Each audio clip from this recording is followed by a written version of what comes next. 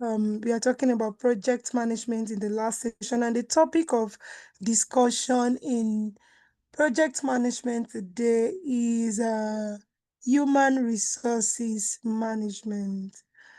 Permit me to share my screen.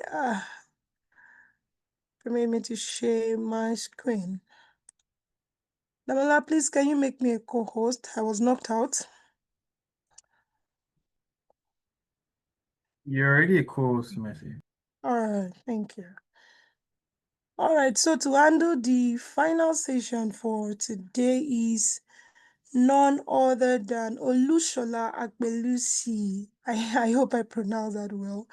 Okay, he is a business strategist, driving operational efficiency and profitability, committed to team empowerment. Olushola is a seasoned professional with 12 years optimizing organizational performance and efficiency and driving sustainable growth. He is known for partnering at all stakeholder levels and effecting change. She excels at designing, integrating, and monitoring quality and operational improvement plans. She is a proactive leader who leads a culture of accountability, commitment, and shared success, maximizing and building competent and cohesive teams. Olushola is currently the Chief Operating Officer of Panoramic Synergy Enterprises Limited, a world-class professional services company providing IT consultancy, GRC services, and IT management solutions to various clients across Nigeria, Ghana, and the United Kingdom. This is a wonderful profile. Please, ladies and gentlemen, with a round of applause in the chat room, let's make welcome our last trainer for today, who will be handling us on human resources management. Shola, you are welcome on board. It's good to have you on the call, and take it off from here. Good morning, everybody. I welcome everybody to this class. I happen to think this is the last class for today. It's been a long day, and I want to appreciate everybody that stayed on the call all throughout. I hope we can wrap this up good and very well. So for my class, I'm open to you drawing me to any questions. If you have any questions as I run through the class, I'll do well to quickly respond to that. At the same time, you can always also write down your questions if you want to attend to them to be attended to at the end of the class. That would be good for me. So welcome again. So today we're going to be dealing with HR management in projects, within projects, and we're going to be looking at how effective management of people within our project can actually lead to it's very critical to the success of our projects. I think along the line from the very beginning of project this whole program, I know from the first class on project management, we're told about what a project is. So for everyone in class, I want you to have what will I call it? I want you to have a picture of whatever project that you've been through. So please, I'm not restricting this project to, when we're talking about projects, we're not restricting it to what it is that you do maybe in a corporate environment or as any maybe company or organization. So let's bring it down to every enterprise or every business, so to speak. So you might be running a business on its own. Maybe it's even a remote business or a delivery business, or you're running a food business, whatever business, or you're an entrepreneur. So let's look at projects within that light too, rather than just the corporate environment. So please, I want to carry everybody along so that you will understand. Today we are meant to understand how the effective management or the good management of our team, of the human resources, which is the people on our projects, helps us to ensure that we can meet those project outcomes, or we can deliver those projects successfully. So today we'll look at leadership, we'll look at the team development, we'll look at communication, we'll look at how we resolve conflicts, and much more during this training. And we'll be looking at it also through especially through the Project Management Book of Knowledge, edition 7. We'll be looking at it through that lens. So we'll be taking a lot of references from there. All right. So before we commence, I want us to quickly do one thing for me. Like I said, don't restrict yourself to the corporate environment. Think of any project that you have worked on, or maybe any project you have heard, somebody has talked about it beside you or something. Either a project you've worked on or a project you've heard of, and you've heard of or worked on that project that it succeeded or it failed, right? Maybe it succeeded or it failed. So please give me a reason. So you can, I think everybody should just go to the chat. I think I'll take it from the chat here. So give me a reason that that project either succeeded or failed. So can we do that quickly? I want to take it from there. Why do you think the project that you have worked on or you have heard of, why did it succeed or why did it fail? Please, let's do that quickly. I'd like everyone to please partake. If you can write something, please quickly let me have that. So I'm looking at the chat room here. I don't think I've seen anyone. Please, I'm waiting. So quick one. Let's just pause, give it a minute so people can quickly draw. Please. So I'm going to say that again. Any project you have heard of or any project that you've worked on that either succeeded or failed. So give me the reason why it either succeeded or it failed. So let's just drop the reasons on the chat room. Okay, I have something from, thank you for Messi. Okay, no good market analysis, so it closed down. Okay, any other person? Quickly. We can type now. You don't have to write anything. Just type something. But you don't have to unmute. And if you feel you want to unmute, that's fine too.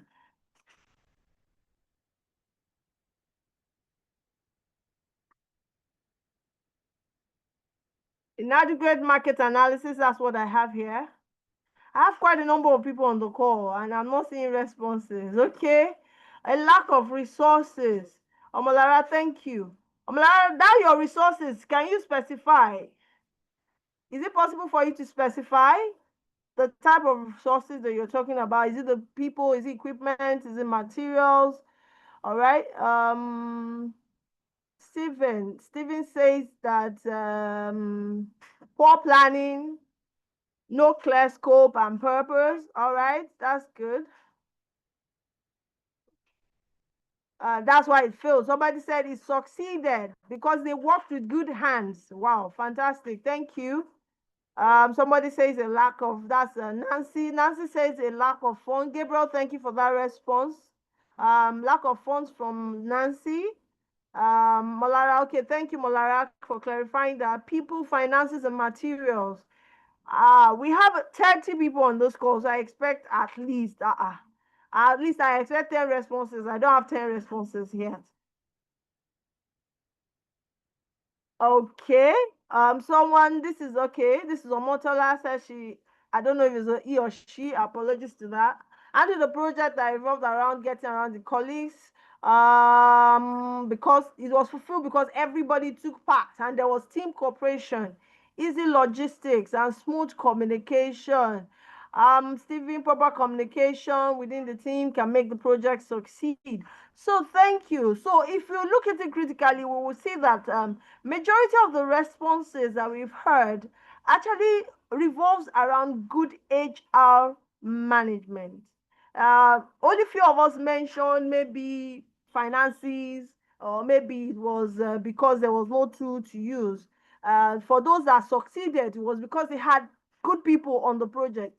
For those that didn't succeed, it also is because they didn't have maybe enough resources with respect to people. So you can see that the success of project actually revolves around the people that we are working with. So we need to understand that HR management within our projects is not just about admin, it's not just the people on paper. It's about how the strategy we put in place to ensure that the people that we have, that's the people resources that we have, they are effective and efficient in delivering on that project or delivering on the project outcomes that we are looking forward to achieving. So please, for whatever project, I want us to first take it that the people is number one for our project. The people is number one for our project. I remember that I think is it in the PM Box 7, the way the PM Box 7, sorry, the sixth edition of the Project Management Book of Knowledge. The way they structured is quite different from the way the seventh edition are stated. Now for the seventh edition, right? It's a team performance domain that actually emphasizes a lot around the people, or the HR side of things.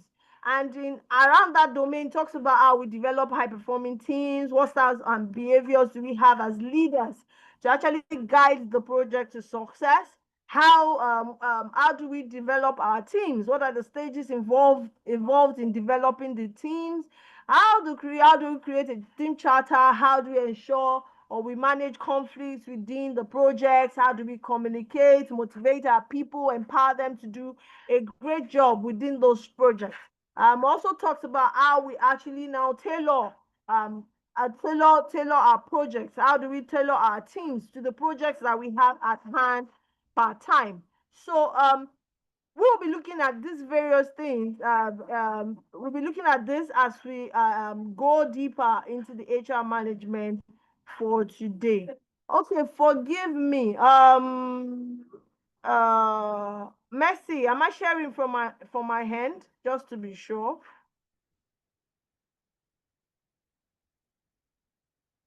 Mercy, are you there? Okay, I'll just go ahead.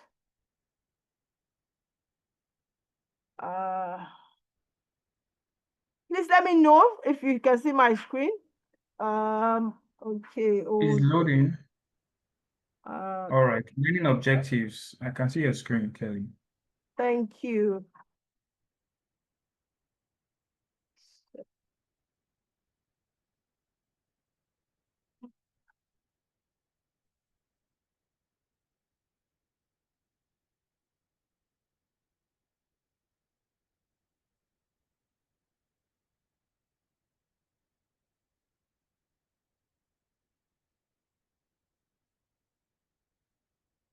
Give me.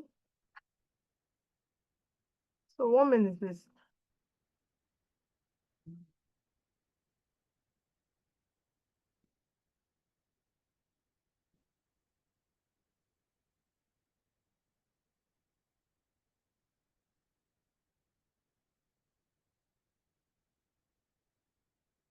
Apologies, please. Just give me 1 minute while I sort this out. Okay.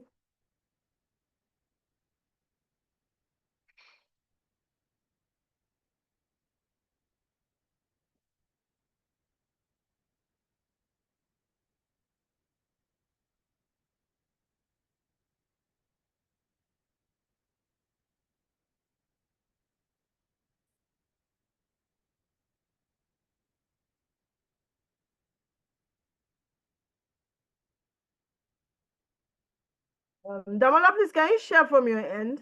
I think All right. Give me a moment while I share my. Thank you for that. Thank you. Okay, so for today, what we'll be taking into consideration, or what we'll be learning, or the objectives for our learning today, by the end of this training, we are meant to understand the role of HR management in projects. We're meant to understand, we're meant to be able to map our HR management responsibilities across the entire project lifecycle. We'll also be able to apply the PM Box 7 principles to team leadership, and also use relevant tools and techniques for managing people. So that's the learning objectives for today. So Damola, I can go to slide, I think I'm on slide 4, right? So HRM in projects. HR management, it's about the processes and practices that we ensure, that helps us to ensure that we have the right people, we have the right people with the right skills, and to be able to deliver projects successfully. So that's what it actually means. That's the entire definition of HRM in projects. that the processes and practices are ensure that the right people with the right skills are engaged, they are developed, and they are motivated. So please, I'm laying emphasis on the right people for the project, and they have the right skills, and these people are engaged to carry on the project, and they are developed. Apart from engaging them, we are developing them. At the same time, we are also motivating them so that they can help us to deliver on the project outcomes. That's the major significance of HR, that's HR management in our project. We can't segregate HR management from project, because people are the ones that deliver the project. They are the main resource on the project. So even if I have the best dashboard, or I have the best tools, the best materials to carry on a project, without the people, then the project is not moving forward. So we need to understand that for project to be able to, for us to achieve the outcomes of the project, we need the people. We need the people involved, right? And with that, it's the HR that ensures that we can keep the right people, we can keep them on the project, we can keep them motivated, we can empower them to be able to deliver on the project success itself. So this is highly very important. Also, some of the purposes of actually having HRM in projects, we want to be able to have the right teams, to be able to organize together the right teams. That's why HR management is very important in projects. We want to be able to develop high performing teams, and want to be able to, besides developing them, we want to be able to support them either maybe by providing the right tools, by right materials, by providing maybe sometimes maybe training to be able to, for them to be able to deliver effectively on those projects.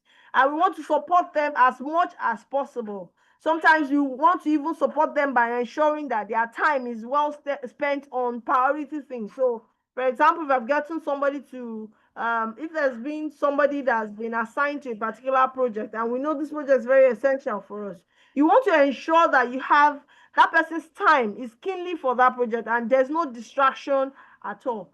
Another process for having HR management in projects is to be able to clarify roles and responsibilities. We want to be able to assign the right people for the right skills. HR management is responsible for that. Have clarity of roles, declare, assign responsibilities, communicate them to the right people. That's one of the purpose. Another purpose to ensure optimal resource utilization. So you know what projects have the higher priority. So you want to ensure that the right people they are given room to face that project squarely. So you want to use people in the right project, like I said. Now we said right skills. We want people with the right skills, the right people with the right skills. So HRM helps to ensure that the people with the right skills are the one that on the project. So you don't put what's it called? You don't put a square peg into a round hole. That's one of the things, one of the purposes of HR management within our project.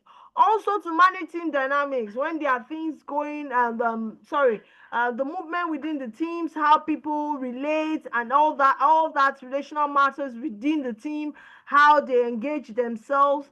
This is one of the reasons why HR management is involved in projects. So you want HR man we have HR management to ensure that people have a great mix. There's a great mix within the team, and you can manage that appropriately.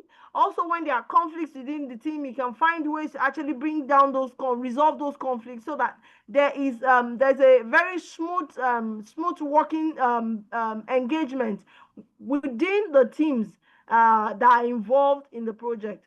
Also, for supporting compliance and ethics. So everything, when you look at project, when we start to look at, okay, what is right and what is wrong when it comes to ethics. So what is it that the policy, what does the policy says with respect to the project? So within the project, what is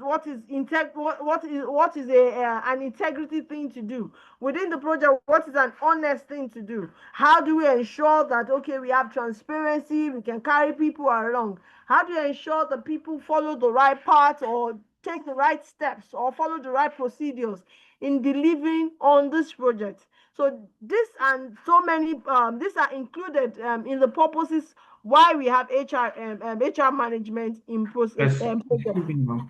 Excuse me. Okay, I'm with you. Just to be clear, I don't know what page you're on, and I don't know when next to move so that everybody can be Okay, on the same page. okay, that's fine. So just go to the next slide.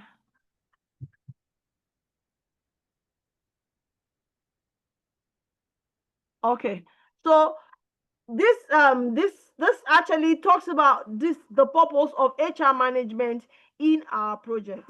Why do we have HR management? It's a project, right? So why do we need HR management? We need HR management for these reasons that I just explained previously, just a few minutes ago. So these are the reasons: to clarify roles, to ensure that we are developing and supporting high performing teams, to ensure that we can manage the team dynamics, manage conflicts within our teams, to ensure that we can optimize our resources appropriately and adequately, to ensure that we can organize and acquire the right teams. That's why we need HR management. So a project is there, but it doesn't mean just anybody can work on the project. HR management helps us to ensure that we have the right people in that room, or that right people in the team to deliver on that project and deliver it successfully. So let's go to the next slide. So how does HRM, what impact does HRM have on our project performance? So on this list, we are looking at specific areas and how HR management impacts on performance. So I'm on the next slide, please. I don't know. I'm on the next slide. Okay, so how does it impact on project performance? If you look at the area of talent alignment, I just mentioned it now. I said we need to have HRM to be able to ensure that we have the right people with the right skills to be able to deliver on those projects. Also, the HRM helps us with workforce planning. So having the people at the right time. So you know that there's a project that is coming up. So you are prepared. You're starting to look at, okay, what are the needs on those projects? What are the competency needs? What are the skill needs or knowledge needs with respect to the project? How do we get these people? Do we have them in-house? Do we have them out there that we need to look for them? So in terms of talent alignment, HR management contributes to project performance. Also, it helps us to quickly it helps us to create a positive work culture. So because we have HR management and there's emphasis on it, the kind of people that we bring into to organization will be some of those that will give us that will be a positive fit to the organization. That's number one. They will fit into the culture of the organization. Number two, we must ensure that, okay, these people are continually engaged on the project, right? They are continually engaged on the project. You motivate them to be able to do the work. You ensure that you provide them with the right things to ensure to enhance productivity and create a retention. You don't want a situation that people come onto project and before the project ends, they have moved out of the project because they are either dissatisfied one way or the other. Right. Also, we another impact is that, like, okay, when it comes to knowledge sharing, knowledge transfer. Yes, you need to HRM has this impact on our project in the sense that it's the people that would help to ensure that we have the right documentation. We're able to also able to also report or document on the things that we have learned or we have taken out of the project, maybe for future use, or accommodate them for a current use. So this is another impact that HR management has on our performance. Another one is fostering psychological safety. When we are talking about psychological safety, we are saying, looking at a situation where people can have they have a free hand to talk about things, to address issues. So people are given autonomy to work. It's not a stiffened stiffened environment or work environment where people cannot actually speak out on what their thoughts are or what their perceptions are with respect to the project. So we're able to ensure when we give people autonomy within the workspace, we actually allow them to be able to contribute to the project itself. We give them the opportunity to speak openly with respect to the project. When we are able to do this, we are able to enhance innovation within the organization, within our projects. We're able to give room to creativity. People are open to speak. People are open to they're open to give ideas with respect to the project, right?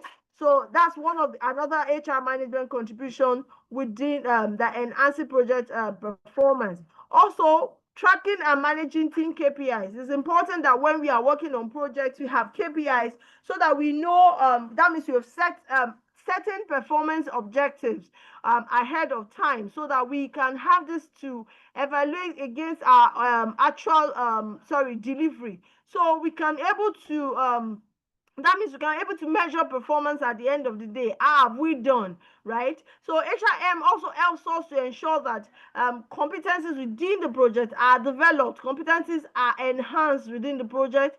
We're able to manage how people behave, the attitude of people. We're able to manage the skills within the project. So this and lots more are some of the things that some of the impacts that HR management has on project performance. And across, if you look at it across the project life cycle, I think I tried to mention it. Project life cycle goes from initiation to actual planning to execution and closing of the project. Like we said, when you did the project is one that has a beginning and an end, right? It starts at the time and has a definite end. So when we start to plan or the process of initiating of the project. HRM is involved in ensure that we have the right people for the project, have the right resources and all that. Also, in planning, we are able to demonstrate. HRM helps to ensure that everybody has their roles explained to them, clear in their minds, right? Everybody knows what to do at a particular time. Responsibilities has been given and assigned. And in terms of execution, in the execution of the project proper, HRM helps us to manage the performance. They help us to ensure that we can give appropriate feedback and adequate feedback, prompt feedback when it is needed. Also helps to ensure that conflict is managed appropriately or adequately. So conflicts that come up are quickly resolved so that the project can actually progress as expected. Also, when it comes to closing, it is HR helps to ensure that there's a proper closing of the project. Ensure that there's proper documentation for the end of the project. We can have good reciprocity. We can have lessons learned for the project and actually imputed to actually develop. To improve on our project management practices within maybe our organization or our businesses. So you can see how HRM in its own has how it actually ensures or it plays a critical role in actually ensuring project performance as it is. All right, next slide.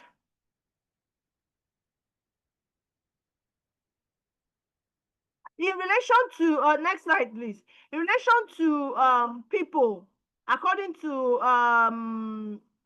the project management PM Box 7, number one, people is one of the 3 core performance domains. We have please, can you follow me on the next slide? I don't know. I couldn't share, but are you with me? Damola, are you there? Yes, I'm here. I'm here.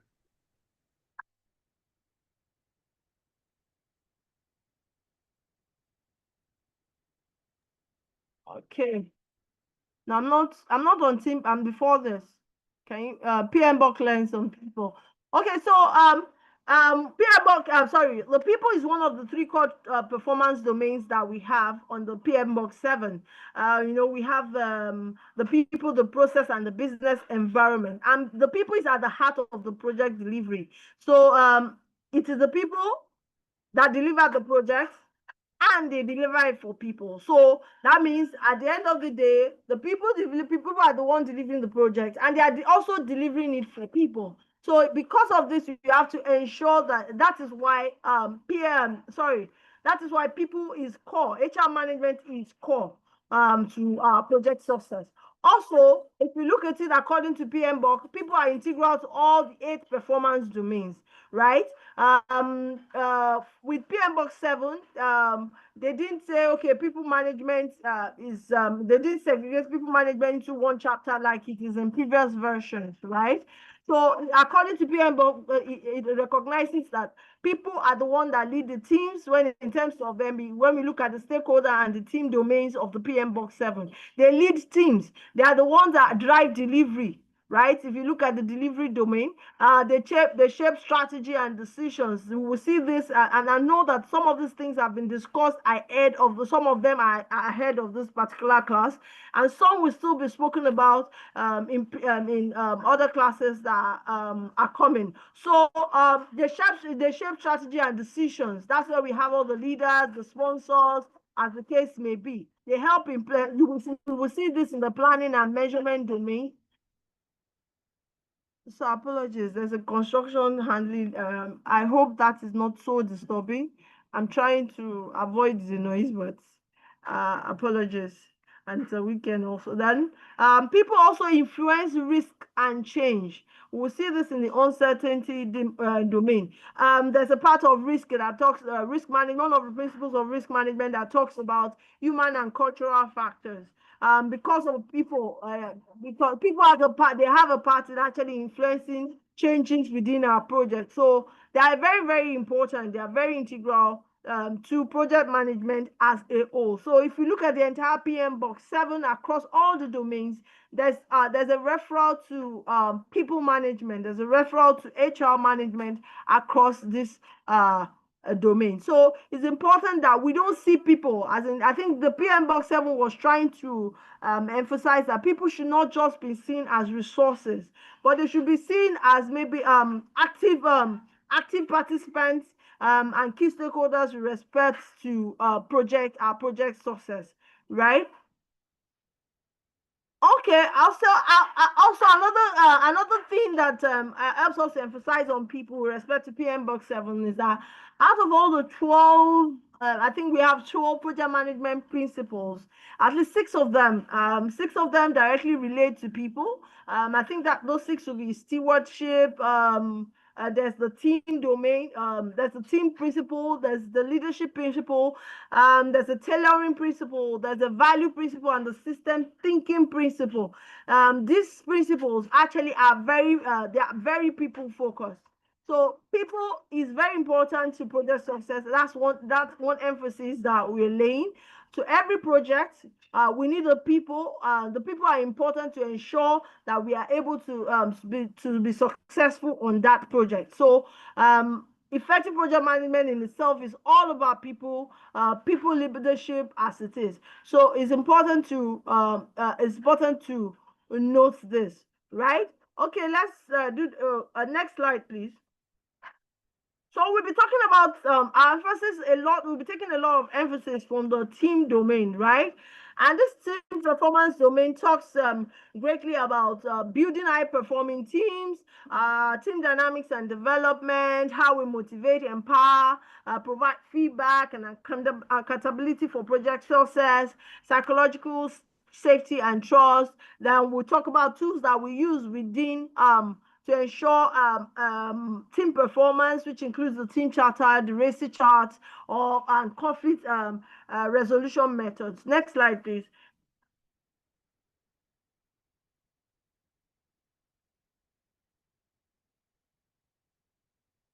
All right, so project team management and leadership, right? Project management itself, it talks about how we apply knowledge, how we apply our skills, how we apply our tools that we have and techniques for management activities within the project, and as well as leadership activities. A lot of us in time past, we have actually restricted it to management activities.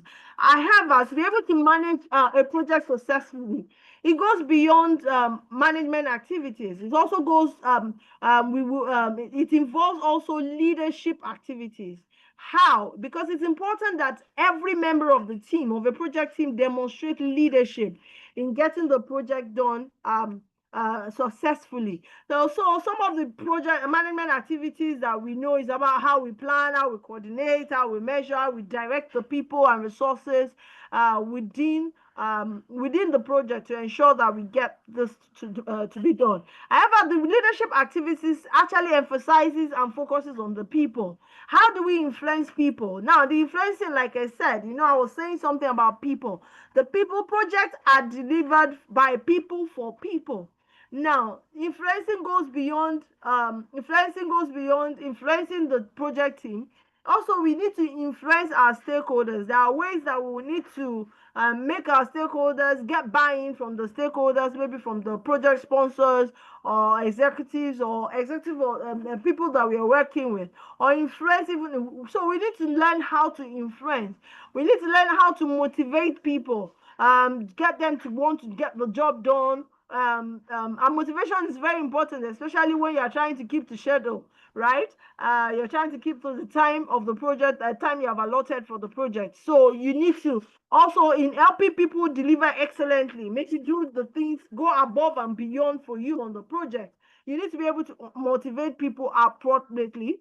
Leadership activities also involves listening to people. You have to listen. I know. Oh, okay. So I don't think. Oh, no, no. So I was going to relate this to. So it wasn't on this training today. I think it was a previous training. Something yesterday was saying, it go when you want to communicate, it goes beyond just speaking. There's more about communication is in listening, because if you listen, you'll be able to provide great results. So we don't just assume that we understand what the person is saying. We take time to listen to what they are saying. We take time to reiterate to them to ensure that we are getting the right meaning to what it is that they are saying to us. Leadership activities also include enabling people, enabling them to do the work, providing the resources. They need the tools, they need training, they need materials, they need interventions one way or the other. So these are the leadership skills activities that are involved in project management. Next slide, please. All right, so in building high performance teams, right? In building high performance teams, these are some of the factors that contribute to it. We have to openly communicate. So if you want a team that is performing well, there must be transparency. People need to understand what you're saying. People should have a free way of understanding, as in we should understand things together, right? People should be clear on what is required for the project. So we are starting a project, we have to have a clear objective of the project. We have to have clear outcomes. What are the outcomes that we need to that we'll be looking forward to? So you're going to a project, you have to be clear on what the project is about. You have to be clear on the constraints of the project. You have to be clear on the tools that are available for the project. So there must be open communication, transparency within the team. Another one is shared understanding. That means by opening communicate, everybody has an understanding of where we are starting from and where we are going to. So there's no ambiguity about that. We are clear on where we are going to. If you're clear like that, then we move together. We understand. So you're going on a project. Oh, this project is going to take 2 weeks, and within 2 weeks, these are the milestones that are involved in the project. This has to be clear. Now, adaptability, we must be able to manage the project in such a way that build the project in such a way that if there are changes, we can quickly work on it together. We can address those changes as quickly as possible. And in some cases, you see that we have how do I explain this now? Uh, we are prepared enough. We have resources within us that helps us to be able to relate quickly. If there's changes, we can make quick changes. We have processes or procedures in place to ensure that changes can be made or transitions or can be made as smoothly as possible. We talk about shared ownership. Now, you have to give a sort of autonomy for you to build high performing teams. You have to have a sort of autonomy that ensures that gives everybody on the project a sense of belonging to the project, right? They know that they take ownership by the way you have actually driven the project, maybe by the way you have motivated the team. They have a sense of ownership. So in some cases, we might have to leave it to that, okay, you know what, this project, this is what you're meant to do, and we expect you to deliver it. So you give people a sense of I believe, that sense of I believe in you. So they take ownership of the project. Also, trust is one of the factors that contribute to it. You have to trust your team. Then I know some of us tend to, always looking over our shoulders at over our team's shoulders at what they are doing. We have to have a level of trust. If we want to build a team, a high performing team, we have a level of trust for the team members. Build resilience. When we build resilience, in the sense that, in a way, uh, we ensure that our teams are handled or empowered with what it needs for them to do the job. If I am on a project, right, and I don't have the right tools, I don't have the right materials, I don't have the right equipment to deliver on the job. It's actually when there's a break in the job, I might just give up hope and just walk away from the job.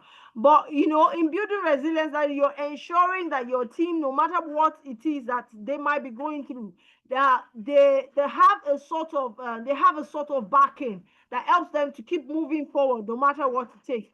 Also, empowering our team, and I think you will see that some of those factors are actually interwoven. Like, in empowering our team, we are providing them with the right resources for them to deliver on the job, right? Collaboration, that means continual, when we have continual continual discourse amidst the team, continuous sharing of information, sharing of knowledge, helping each other to build each other up, speaking at the right time, addressing issues at the right time. This is collaboration within the team. We are speaking to one another, we are communicating at the same time, we are getting feedback from one another. Also, recognition. So when the people do well, it's good to just continue on project. Oh, the project went well, thank God, we just move on. It's highly important for high performing teams that they are properly recognized for any success within the project. This is very key to building high performing teams. There must be recognition. If I might add, rewards, even recognition and rewards for jobs or for work or assignments are properly or well done. Let's move to the next slide quickly. Next slide. All right, so in next slide, I think we should be talking about the team development. A number of us would have seen this. So, according to the Tuckman model, it talks about how teams are developed. So when we want to start a project, we bring different people from different places. So I bring one person from, so let's say, for example, let's say a corporate environment. Okay, we want to start a project. There's a project. I bring one person from HR, one from accounts, one from operations. I bring them from different places, and we want to run this project. At the very start of the project, everybody is still by themselves. So it's like when you go into a room, like you're going to a meeting. No, so for example, um let's say this training, we all come into this training, all of us physically, not virtually now. So we come into this training. Okay, we are having a training together. You can imagine what it will be. Maybe it's a 5 day training. So let's just use an analogy of a 5 day training. Now, on the first day, everybody is still like, I don't know the person. We are just coming. We are not clear who is who and all that.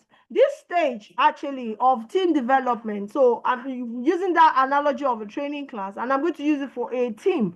We are building a team, right? The first time we come together to develop on this project, the project team and everything, everybody is like confused. They don't know who is there. They are not even sure what they have come to learn. They don't know what the learning will be about, if it's going to impact on them. Also, there's no clear direction as to where we're going.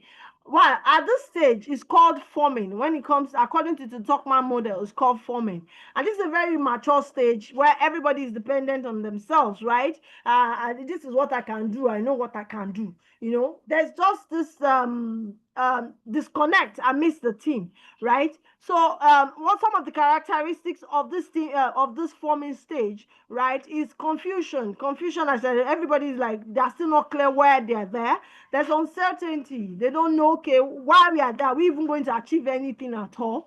And at this stage is where we start to establish rules. Okay, so you come into the training class, then the training facilitator comes in and say, okay, these are the rules for the class. You don't put your phones on, you put it off. This is the objective of this class. At the end of this class, this is what we'll be doing, blah, blah, blah, blah, blah. So from the forming stage is where we establish rules and we define the goals for the project, right? So you can understand the stage. Now, day two, we come back into this class. Now, from day one, we start to see that person talks too much in the class. The other one, I don't know what, I don't like why maybe the person eats, or the other one, oh, there's another one that picks up picks up phone despite the rules that has been established, picks up the phone in the class, or the phone is ringing. So at this stage, there's a tension. You're beginning to understand or see the people around you. So there's tension in the class. So in the team, there's a tension within the team. They don't know who is who.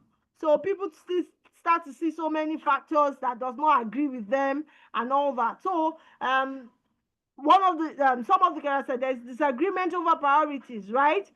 People think to say, okay, this is more important than the other. Why don't we do this first? Let's do this first. Then you start to see those ones that like to be at the top or to be leaders. They try to struggle. Okay, I should be the leader of these people. They try to take up roles. And one person will say, why should you be the leader? We don't know you. Blah, blah, blah. So the second stage, which is storming, is filled. We have these characteristics for storming, right? So this is where people are still trying to fit in, right? They start to have conflicts within themselves because they are not fully understood themselves. So in developing a team, this is one of the things we see on the second stage. Now, the third stage that Tuckman model speaks to is the numbing stage. Now, people are beginning to get relaxed. One or two people are beginning to speak to themselves. People start to share things amidst themselves. Probably this is one of the times where you now say, okay, this is the person that has been, or you choose a leader, or this is the person that has been, demonstrating leadership, right? They're beginning to accept. So even if, let's even say from the first stage, they've even put in a leader. This is at the third stage. This is when they start to accept it that, oh, this leader, okay, I think he's doing well. He's doing well. I think we can, they start to accept that leader. Then standards are set for the team as to the project. There's a bit of cooperation, right? There's cooperation. People, they start to cooperate with one another, right? So at this stage is called the norming stage. So I've talked about the forming, the storming. Forming is the mature stage where everybody does not know who is who. There's a confusion in the room. The storming stage is when we start have struggles for leadership. People did start to disagree. And if you see that if you look at the other diagram that is by the side, you will see you see that pictorial diagram that shows where people somebody is carrying a sword, the other one is carrying a hammer because they are not agreeing on things. And the third stage, which I just finished, is the numbing stage, where I say they start to accept themselves, they start to understand themselves, they start to see themselves part of a common team, right? Ability to work together. The fourth stage is the performing stage. With this at this stage, right? This is the stage where there is clear performance. People start to work with themselves. There's clarity of what this person is doing or the other person is doing. There's at this stage you still see that they start to see progress in the project, because people are working, they're working smoothly with one another, and they carry on the job, they deliver on this job. That's where the performance stage, where they start to deliver on the project, start to see results, and their journey stage is why we have brought the project to a close, right? as they are closing, they start to disengage, like move away from each other. Then they start to know, okay, how did I do on the project? So the characteristics of the adjourning stage is disengagement. They begin to disengage, then they begin to evaluate themselves on how they did on the project. If you look at it, they move from dependency to conflict to cohesion, that's coming together, and to interdependence in the process where they all depend on one another. They know who has this particular skill. Oh, in terms of this project, they know who has this particular skill, who can deal with this and all that. And if you look at in terms of task, right, as you go from forming to adjourning, initially they are given a task to do. At the middle stage of storming, there's no organization. They don't know, okay, who to give this to. They don't understand where the skills lies in dealing with. But as they progress, they begin to progress. Sorry, problem solving. Next slide, please. All right. So the last slide, like I said, when it comes to team domain, we talk about leadership skills. And for a leader, one of the skills that is required is to be able to establish and maintain a vision. So once the vision for the project is established, we must be able to maintain that vision to the end and follow up and ensure that we are measuring this and ensuring that we are not missing, we've not derailed from the actual vision of the project. So Hello, this is, Stella. yeah, I'm with you. Can you hear Sorry me? for the interruption. Yes, please check your message. Thank you.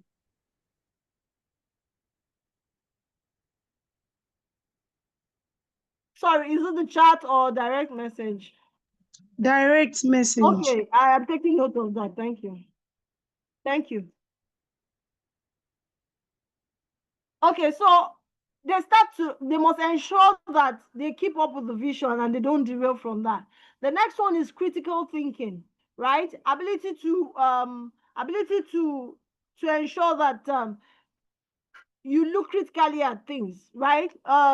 So you take careful thoughts on decisions. You don't derail from those decisions, or whatever actions you're taking, you're taking actions based on informed information that you have, the good information that you have. So it's important as a leader that you should be a critical thinker. You're looking at things from different angles. You're objective about the decisions that you're making. It's a very it's a highly required skills as a leader. Okay, another one is motivation, ability to influence your people, ability to influence the team. So across board, even either you are a delivery team member or you are the project manager, you must have these leadership skills. Even within the team, you must be able to establish and ensure that you have a vision. So if you are within a team and you have been assigned a task, you should have a clear vision with respect to that task, and you must maintain that vision to the end. You should be able to be a critical thinking, looking at different factors related to the project. And in motivation, sometimes you require self-motivation. And at other times, maybe as we need to be able to motivate our team members itself. Also, interpersonal skills are very highly required skills as a leader, right? We must demonstrate emotional intelligence, must be able to make clear decisions. And also, we must be part of that conflict resolution. So, I want to do something my way. So, conflict resolution is not just about two people are fighting. I come there, I solve it. You might be a partaker of that conflict. So, for example, you have someone that comes to you and say, we want to deliver on this project. Let's use this method. You should be able to say, you know what? Though the method does not agree with you, and you feel that there's a better way to do it, it's not just about saying, no, there's a better way to do it. I don't want to do it your way. No, there must be a way that you should be able to demonstrate a way to influence the other person as to see from your own point of view. Even as a leader, sometimes, well, if you have the time, because there are times in when we have to direct people like that. I think when we talk about leadership approaches, when you have to direct people, there are times that you don't wait to persuade the person. There are cases where you just have to it's like, just give the rule and you move on.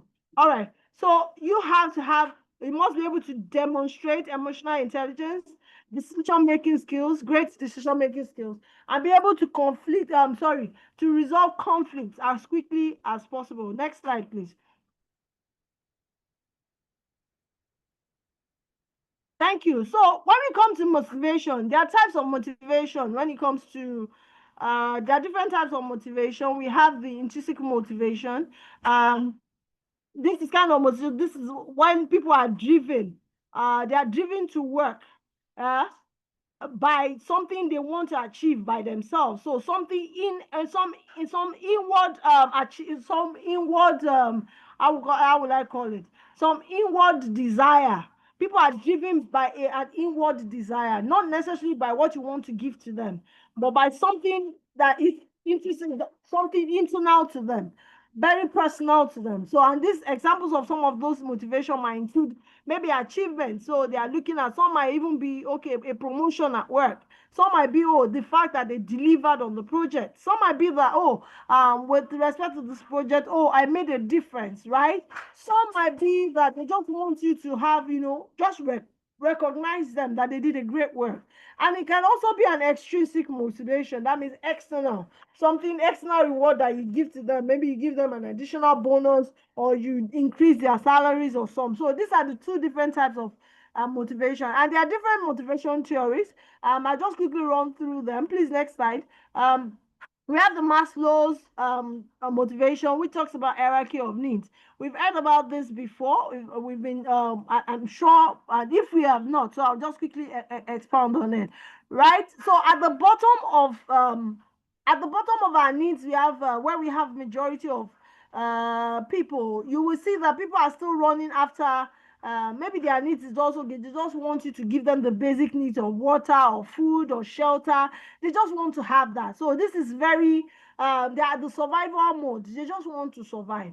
So you need to be able to study as a leader or even a team member. You need to study your team and understand, or your team members, and understand what are their needs, so that you can motivate them appropriately. Sometimes some people is just at the top of that, going up the pyramid, is the safety needs. You just need security.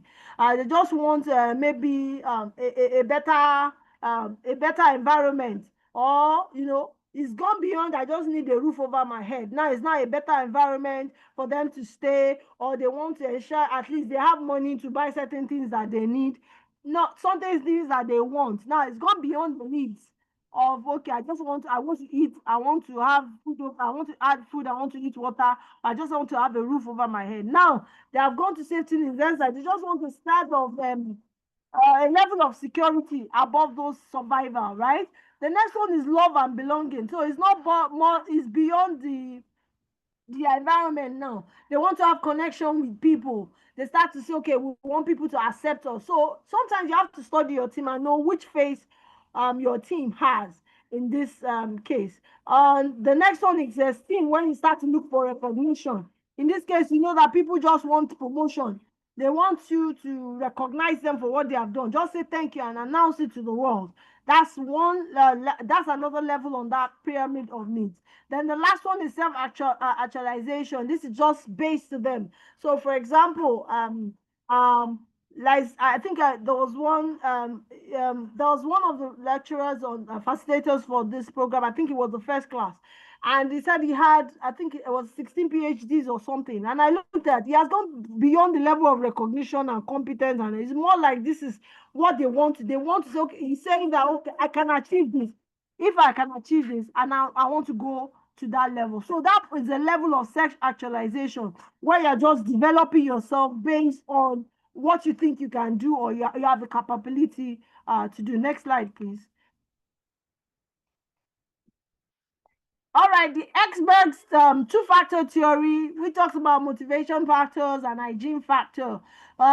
This theory talks about just satisfaction and dissatisfaction, that they're either influenced by two sets of factors, either hygiene factors or motivators. So the hygienes are the satisfier, and the motivators are the satisfier. What satisfies people? Now, if you look, I'll just quickly talk about it now. The hygiene factors that are something outside of your work, right? So these things might not necessarily give you they might not necessarily give you job satisfaction. However, if it is not done properly, then they begin to give you job dissatisfaction. That's the agent factors. Now, the motivational factors are very similar to um, sorry, there are extrinsic factors, right? Sorry, there are intrinsic factors. What are those things that help you to want to deliver? So we can look further into this, but it's the two-factor theory talks about what are the motivating factors to you, what are those hygiene factors that we have, and how a leader or a team is able to use this determines the project or the success of the project. I think so. Next slide, next slide, next slide, next slide, next slide. I'll just All right. I'm going to jump. So next slide, please.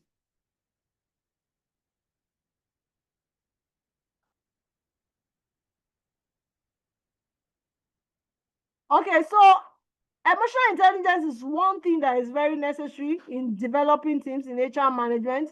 You need to be able to have this so that you can know how recognize your own emotions. You can actually recognize the emotions of others too when they are doing things. And these things factors can be emotional intelligence factors can be broken into like four. We have the self-awareness where you are able to understand your own emotions as it is. I understand where your strengths lies, weaknesses, what are your biases, what are the things that motivate you. In self-management is when you're able to um, regulate yourself, right? You're able to control how you feel, whatever. So sometimes you might feel, let's say, for example, before I was coming from this class, I really feel terrible. But at the same time, I've been able to, how will I call it? Because I have to develop of the class, I can regulate my impulses, I can regulate my feelings so that I actually just do the class, get the class done, right? Okay, so that's self-regulation, ability to ensure that you can correct yourself. Another thing about self-regulation, okay, so for example, I'm very angry, I want to slap somebody, but I can quickly correct myself, or I feel bad about somebody, what somebody has said. I can quickly rearrange myself and redirect that thought, like, okay, maybe this is not what this person means. Maybe I can look at it from another angle. Now, so the third one is social awareness. We talked about understanding people's feelings, right? You can actually look at people, they might be saying something, but you can actually understand what it is that they are not saying and be able to interpret it and act accordingly. The next one is social skill, where you are able to manage a group of people, manage them because they have different backgrounds, but you are able to manage them appropriately. So they have a seamless, you have a seamless relationship, as the case may be. Okay, next slide. So move on, please move on. Um, so we talk about some of the models of HRM. Talk about the Maslow Talkman. I'll quickly talk about the team charter. Now, the team charter is a document that is up to that demonstrates, okay, what is the understanding? What understanding do we have with regards to this project? This project we are about to carry out. So, in the team charter, you will see the goals, the purpose for the team, what are they there to achieve. You will see where it's demonstrating the roles and responsibility. So there's a breakdown of the roles and responsibility of the people, what they will be doing, what their roles are, and what they're responsible for. In the chit chat time, you see, okay, maybe objectives, maybe goals. You will see, okay, how do we carry out our meetings? This is a document that actually has outlined how the project will go. When are we going to be having our meetings? The frequency of our meetings, or who should be in that meeting? How do we make decisions? How do we resolve conflicts and all that? And what are the principles that we want to follow, our values as a team or a project team? These are key elements of a team charter. And the team charter helps to ensure that team members, they align with the expectations and the culture of the project. It helps to reduce misunderstanding or maybe scope creep, right? It creates accountability and trust because everybody knows what they are there for, what their roles are, and what their responsibilities are. Also, support self-organization, right? People know, okay, what to do, when to do it per time. All right, quickly, please. Next, I moved. Okay, next slide. I'm also going to talk about the leadership approaches. Can you move to the next slide, right? Next slide. Okay, so leadership approach, there's direct leadership, there's servant leadership, and there's transformational leadership. These are three major leadership approaches. Now, leadership the directive leadership is more like giving instructions. Please go ahead and do this, right? I just tell you, give you the instruction. This is so so so and so which that you are going to be doing, and people then tasks are followed up. Have you done it? When are you going to do it? And all that. That's a type of approach to leadership. And you can see there's emphasis on control, right? Who is going to do what and all that. There's control. There's very strict control when it comes to directive leadership. And directive leadership is usually used when it's a high risk project, like a project where you know that it's high risk and you have to be on top of your game, or there's a time constraint on the project. There's no deadline, just get the job done. Or maybe a project that is very heavily is heavily compliant, in the sense that you need to meet some very strict regulations. So this is one of the places where we use situations where we use the leadership approach. And sometimes we can use it for new or inexperienced teams. That means the people on that project, they are very new or they are not very experienced in the work, and we just want to use them for the project. We use that directive leadership.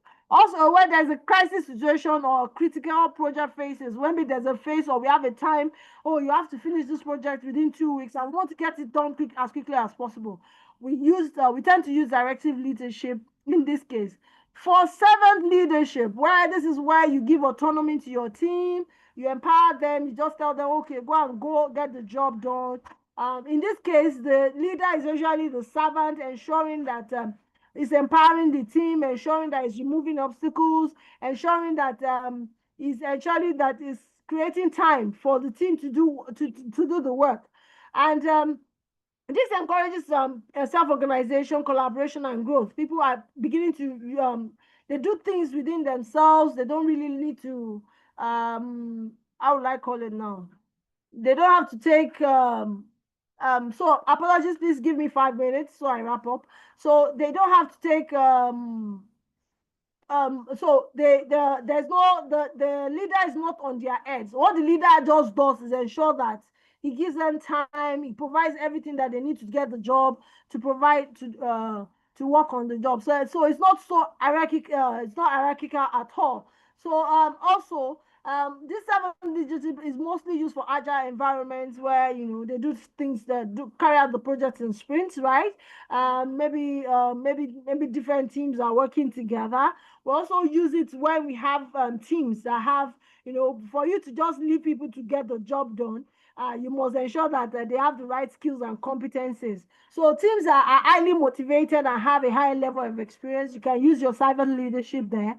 And maybe cultural or organizational cultures that have that value inclusion, that value empowering their teams. These are some of the cases where we use the servant leadership. Now, the transformational leadership is the one that inspires. So it comes in and say, okay, this is our vision. It drives innovation. They're thinking about change. How do we make things better? Start to listen to people. So in this case, they give room to people to bring in their ideas.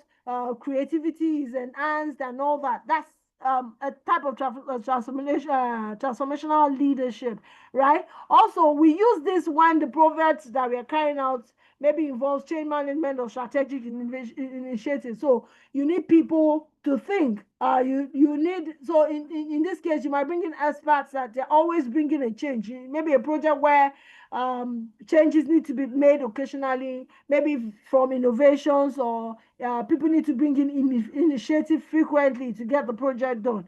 Also, when you have you use transformational leadership also when you have teams that need motivation alignment, right? They have a mission, so you want them to be able to so you drive through motivation, as the case may be, to ensure that they bring about initiatives that helps the project or helps to deliver the project successfully. So we can use these three styles. In fact, it is advised that we use these three styles. We just need to know which of the stages or in what context that we need to use the styles. You can see that accordingly, the style sometimes is dependent on the maturity of the team, also dependent on the stage, but maybe the team development stage. So you will know. So for example, I will use direct leadership in the forming stage, right? I can use servant leadership in the performing stage, transformational leadership in the performing stage. So depending on that, so you need to understand the context where you use this. So lastly, I want to talk about, so quickly to the next slide, how we tailor HRM in projects. How do we tailor HRM, HR management in projects? So tailoring itself means adapting our project management processes, our practices and tools and techniques to ensure that it fits the characteristics of the project that we are working on, right? So about tailoring, just understand that, you know, projects are not the same. They are different approaches, just like I told you now about the leadership style. So when we are tailoring HRM in our project, we need to understand the kind of project it is, what kind of approach we should use, and all that. So this is dependent. So every project we run, our HR management within those projects have to be tailored to the context of that project, be it the size of the project, the complexity, whatever industry might matter, the culture of the people we're working with, or methodology that we try to use. So these are the things that we take into consideration when we are tailoring HR management in our projects. So in conclusion, so please, the key takeaways for this project, we need to understand that HR management is very integral to project success, very, very, very integral to that. Also, project managers need to work with HR managers to be able to deliver high-performing teams, to be able to deliver a great culture for project success. Also, we need to understand that the PM Box 7 framework encourages that people first. When we are thinking about a project, we should be thinking about people first and not just rigid processes for our project. Also, tailoring our project makes our HR practices fit for purpose. We need to learn that. I said that we need to tailor our projects appropriately. We should tailor HRM practices within our different projects. So that's very important. And we should understand that when we are tailoring our project or tailoring HRM to our project, we have to consider the culture of the organization or where we are working, and the constraints that are involved, and the context of the business environment. So on this note, I want to say thank you. I apologize for the extra time, but thank you very much, and I'm open to questions from the team. Thank you.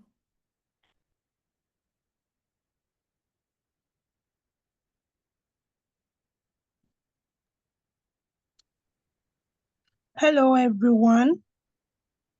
Actually, the slides was moving. She just had to summarize on the last page. Or yes, on the last slide. It's been moving. All right. Okay, please, any questions for her? Thank you very much, Ma. I have a question. Can I go ahead? Please go ahead. Hello. Yes, thank you, Mrs. Abelusi, for that wonderful session. So, the slide is not showing it from my end. But by and large, I really enjoyed it. My observation on my question, actually a question, Ma. Going by your explicit explanation on HRM role and functions in project management, I find that virtually little or nothing left for a project manager. Or can we assume or can we conclude that HRM can also double as a PM, as a project management? That's my question. Okay, thank you very much. I think that is Stephen, right? If I'm not mistaken, yes. Thank you very much. Thank you for that question. Yes, Stephen, thank you. So let me clarify. So we're not talking about the HR manager and the project manager. So HR management is the management of the people within the project. So that's what it's about. So the project manager is equally important. They all have different roles. So we're saying that the role of managing HR, managing the humans, the people within the project, right? So that's what the entire thing is about, the role, managing people within the project. So you can see that from the key takeaway, I said it's important that the project managers or the team leads and they work hand in hand with the HR managers to ensure they have the right people. And we mentioned all those things. They have the right people to carry out the work. If you look at from the very first slide, sorry, from the very beginning of the class, we talk about because we deliver. Please take note of this. We are delivering projects. All the project is delivered by people for people. So HR management is just about managing the people within a project. So that's what we're talking. All that we require, all that we need to be able to manage people within the project. Is that clear? So there's no conflict of roles, as the case may be. I'm not talking about HR manager. HRM in this case is HR management within the project. How do we manage the people that are within the project? Right? So that's what it's about. I hope that is your question is answered. Yes, thank you, ma. Thank you. Thank you very much, sir. I thought I saw another hand raised. Okay, please check the chat room. You have few questions there. Okay, just do that.